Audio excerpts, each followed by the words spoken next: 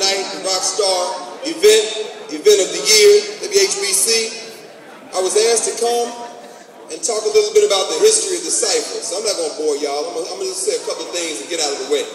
When we look at our ancestors in classical Africa and Egypt, they invented numbers. And when you go, many of y'all have gone, a lot more of you, I hope you will go with me in the future. You look on the walls of Egypt and you'll see how we invented the counting system. But some folks didn't take our advice. The Romans, for example, they used to say, when you want to say one, they would say one. When you want to say two, they say 1, 1. Okay. It took the Northeast Africans inventing the language of Arabic to invent the symbol zero.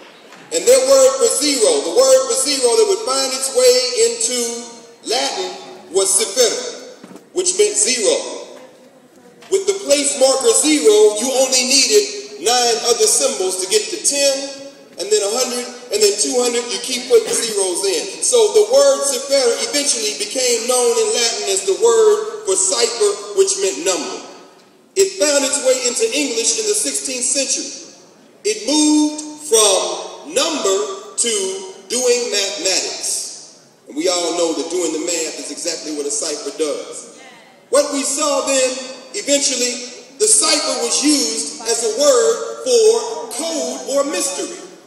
By moving one number and replacing a letter for a number, people could create codes that they could use to transport very precious information. So if you didn't know, in other words, the cipher, you couldn't understand. Now let's flash forward to where we are tonight as we get ready to hear a live cipher. In the history of hip-hop,